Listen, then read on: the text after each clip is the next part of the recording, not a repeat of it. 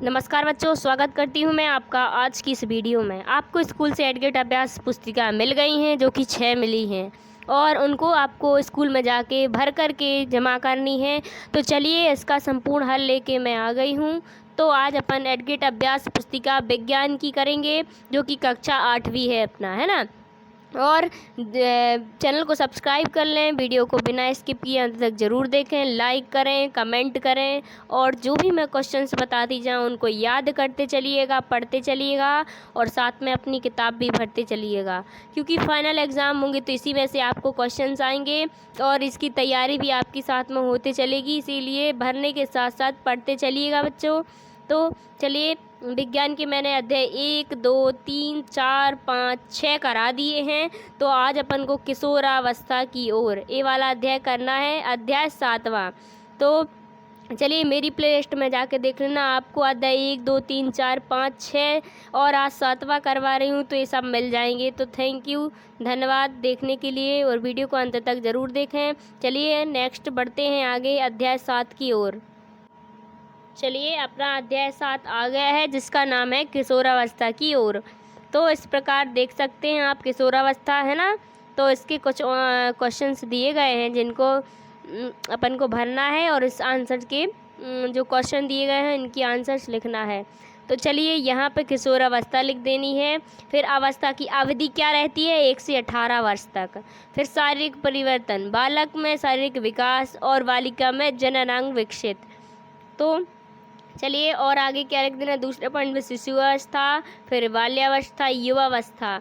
शिशु अवस्था जन्म से 5 वर्ष तक रहती है, बाल्यावस्था 6 से 12 वर्ष तक रहती है और युवावस्था 16 से 18 वर्ष रहती है। और शिशु रेनांग लिख देना है, मानसिक विकास, प्रजनन पर लिख देना है, इसमें चलना लिखना है, इसमें गर्भ से अंडाशय का विकास, बाल आना। कब, युवावस्था 16 से 18 के बीच में, है ना। तो चलिए इस प्रकार आपको यहाँ से यहाँ तक कर देना है। फिर नेक्स्ट पहले प्रश्न की ओर चलते हैं। पहले प्रश्न में क्या पूछा है, नीचे दिए गए शब्दों का चयन कर रिक्त स्थान की पूर्ति कीजिए। तो इस प्रकार अपन को ये शब्द दिए गए हैं, जो रिक्त स्थान खाली थे उनको मैंने भर दिया है। तो इस प्रकार आपको भरना है। पहले में स्वरेंद्र लिख देना है, दूसरे में पीयूष लिख देना है, पीयूष ग्रंथि, है ना। फिर तीसरे में इंसुलिन लिख देना है, चौथे में गाइटल लिख देना है और 5वीं में कायांतरण लिख देना है। फिर उसके बाद नेक्स्ट चलते हैं, क्या है नेक्स्ट में, किशोरावस्था की अवधि। किशोरावस्था की अवधि कब रहती है, अपन ने यहाँ देखा था ऊपर, देख लीजिए आप भी। किशोरावस्था की अवधि कब रहती है, ये रहती है किशोरावस्था की अवधि 1 से 18 वर्ष रहती है ना। आप इसी में तो क्वेश्चन मिल जाएंगे आपको। तो और किशोरावस्था की अवधि क्या रहती है, पहला क्या है, सही विकल्प इसमें कर देना है आपको। फिर इसके बाद नेक्स्ट बढ़ते हैं, दूसरा क्या है, मानव कोशिका में गुणसूत्र की संख्या होती है 23 जोड़े होते हैं, है ना। फिर तीसरे में किस ग्रंथि द्वारा स्रावित हार्मोन रुधिर में नमक की मात्रा में संतुलित करता है। फिर इसमें एंड्रीनल ग्रंथि आ जाएगा तीसरे में। चौथे में क्या है, सामान्य किशोरावस्था में किशोर के लिए सर्वोच्च आहार है। तो सी नंबर में रोटी, दाल, सब्जियां, ए लिख देना है आपको, टिक कर देना है मतलब, है ना। फिर चौथा के बाद 5वां आ जाता है, क्या है, किसी कोशिका के भीतर वह कौन सी संरचना है जो बच्चे के लिंग निर्धारण के लिए उत्तरदायी है। तो इसमें डी नंबर का आ जाएगा गुणसूत्र। तो इस प्रकार आपको कर देने हैं सारे, यहाँ से पहला, दूसरा, तीसरा, चौथा, 5वां। तो इस प्रकार आपको कर देने हैं। चलिए नेक्स्ट बढ़ते हैं, अति लघु उत्तरीय प्रश्न है। यहाँ पे अपन को ये पैराग्राफ दिया पूरा, पहले तो इसको पढ़ना है, फिर इसके बाद इसके क्वेश्चंस हैं तो इसके आंसर देने हैं। क्या है, किशोरावस्था किसे कहते हैं, तो जीवन की वह अवधि जब शरीर में ऐसे परिवर्तन होते हैं जिसे परिणाम स्वरूप जन परिपक्वता आती है, किशोरावस्था कहलाती है ना। तो इस प्रकार आपको लिख देना है। चलिए फिर इसके बाद दूसरे में क्या, किशोरावस्था की अवधि क्या होती है, तो किशोरावस्था की अवधि लगभग 11 वर्ष की आयु से प्रारंभ होकर 18 अथवा 19 वर्ष तक की आवधिक रहती है ना। फिर तीसरे में क्या है, किशोरों को कहते हैं, क्या कहते हैं, टीनेजर्स कहते हैं। तो तीसरे नंबर में जो खाली स्थान दिया है उसमें टीनेजर्स लिख देना है। फिर चौथे में किशोरावस्था में लड़कियों में होने वाले कोई 2 परिवर्तनों को लिखना है। तो पहला पॉइंट क्या लिखना है, हल्की दाढ़ी मूंछों का आना, और दूसरा जनन क्षमता का विकास। तो इस प्रकार हो गया है अपना चौथा। फिर उसके बाद प्रश्न नंबर दूसरा आ जाता है। इसमें क्या है, शरीर में होने वाला परिवर्तनों के लिए उत्तरदायी अंतःस्रावी ग्रंथियां द्वारा स्रावित पदार्थ का क्या नाम है। तो टेस्टोस्टेरोन व एस्ट्रोजन पदार्थ। क्या लिख देना है, टेस्टोस्टेरोन एवं एस्ट्रोजन पदार्थ, है ना दूसरे में। फिर तीसरा देख लेते हैं। इसके बाद तीसरा क्वेश्चन अपना, फिर दूसरा हो गया है, फिर इसका तीसरा, फिर इसके बाद अपना आ गया चौथा। चौथे में क्या है, नर और मादा जनन हार्मोन के नाम लिखिए। तो इसमें नर में टेस्टोस्टेरोन हार्मोन और मादा में एस्ट्रोजन हार्मोन। फिर आ गया पांचवा प्रश्न। पांचवें प्रश्न में क्या है, पीयूष ग्रंथि किस प्रकार की ग्रंथि है और शरीर में कहाँ रहती है। तो जो उत्तर में क्या आ जाएगा, पीयूष ग्रंथि एक अंतःस्रावी ग्रंथि है जो मस्तिष्क से जुड़ी रहती है। तो इस प्रकार पांचवा हो गया है। देख लेते हैं छठवा लघु उत्तरीय प्रश्न है। यहाँ पे अपन को एक पैराग्राफ दिया है। पहले तो पैराग्राफ को ध्यान से पढ़ना है, फिर जो नीचे इसके क्वेश्चन है इन्हीं में ये पैराग्राफ है, इसी में इन क्वेश्चनों के आंसर मिल जाएंगे। इसलिए सबसे पहले अपन को छठवा जो प्रश्न है उसका पूरा पैराग्राफ अच्छे से पढ़ना है। फिर इसको इस प्रकार आंसर हैं तो आंसर देने हैं, है ना। ये अपन को इतना सारा प्रश्न दिया है, फिर इसका आंसर है क्या है, लड़का गोइटर नामक। इस प्रकार आप पढ़ने में थोड़ा सा टाइम हो जाएगा और वीडियो ज़्यादा बड़ी हो जाएगी, तो आप इस प्रकार इसको लिख दीजिएगा छठवें के क्वेश्चन को, है ना। इस क्वेश्चन को इस प्रकार लिख सकते हैं आप।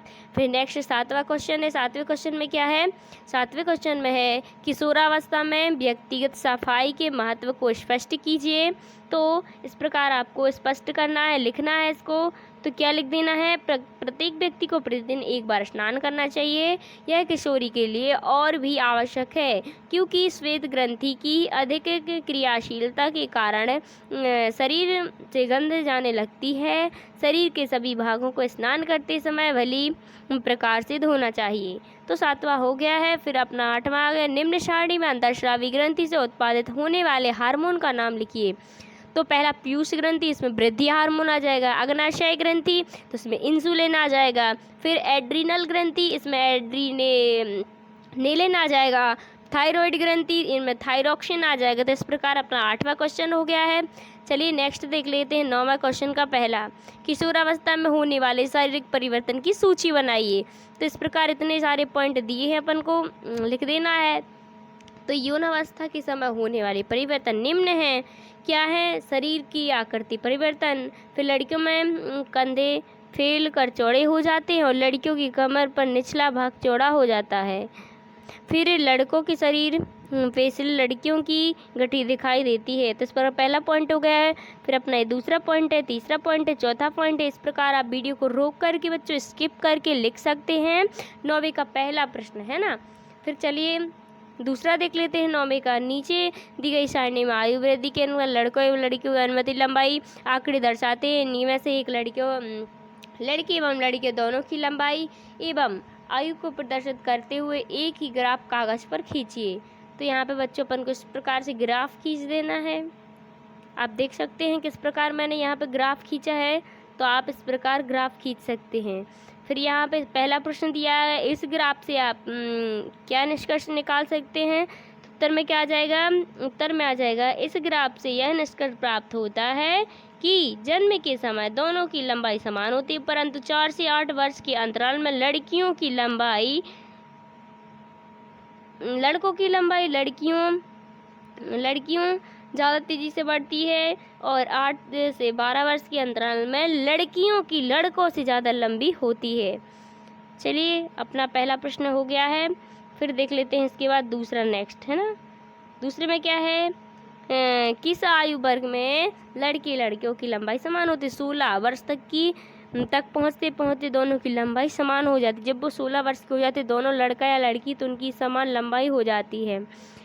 फिर प्रश्न तीसरा है, किस आयु वर्ग में लड़के तथा लड़कियों की लंबाई में अंतर है तो 16 से 20 वर्ष की आयु में लड़की लड़कियों की लंबाई से अधिक होती है ना। फिर देख लेते 10वीं का पहला। 10वीं का पहला आप यहाँ से यहाँ तक लिख सकते हैं बच्चों, तो वीडियो को रोक करके आप लिख सकते हैं 10वीं का पहला।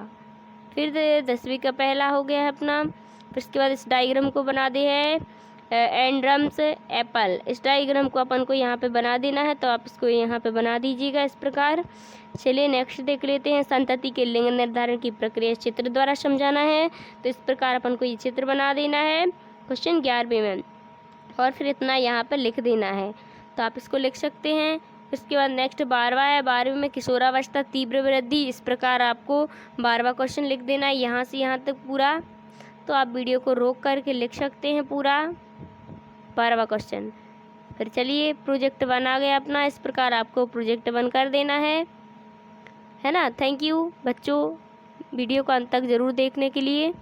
फिर इस प्रकार अपन को कुछ क्वेश्चंस दिए गए हैं, तो इस प्रकार अपन को आ और बा क्वेश्चन दिए गए हैं, तो इस प्रकार अपन को आ और बा नंबर के क्वेश्चंस कर देने हैं, देख सकते हैं आप। फिर इसके बाद नेक्स्ट प्रोजेक्ट 2 है। प्रोजेक्ट 2 में आ नंबर का इस प्रकार आपको लिख देना है। एड्स के बारे में पूछा है, जो एड्स बीमारी है सबसे खतरनाक, उसके बारे में, और इस ये हो गया अपना बा नंबर का। तो इस प्रकार आप इस तालिका को बा नंबर में बना दीजिएगा और लिख दीजिएगा। थैंक यू, धन्यवाद। मिलते हैं नेक्स्ट वीडियो में, तब तक के लिए थैंक यू।